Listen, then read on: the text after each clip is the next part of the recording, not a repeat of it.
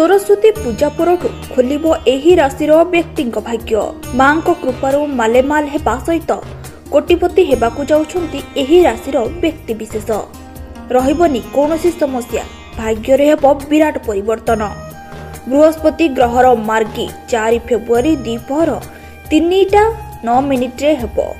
गुरुंक ज्योतिषरे धन, वैभव, भाग्य एवं स्वप्नतार कारक ग्रह कुहा जायथाय। एथिरे गुरुंक सीधा चलन में अनेक शुभ फल मिलता है।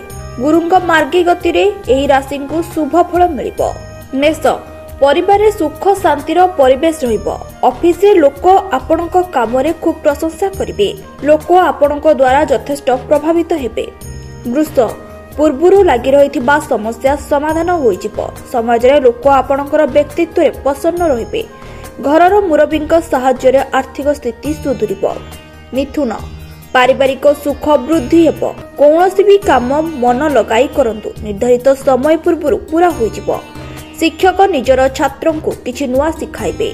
मकर, अनुभवी व्यक्तिंक मत नहीं काम आरंभ करंतु सुफल पाइबे।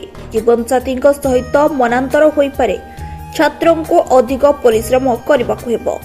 कुंभ, आपण भाग्यर पूरा सहयोग पाइबे। कौनसी पुराना बंधु को मने पकाई पारंती। राजनीतिक लोकंकर समाजर प्रतिष्ठा बढ़िबो।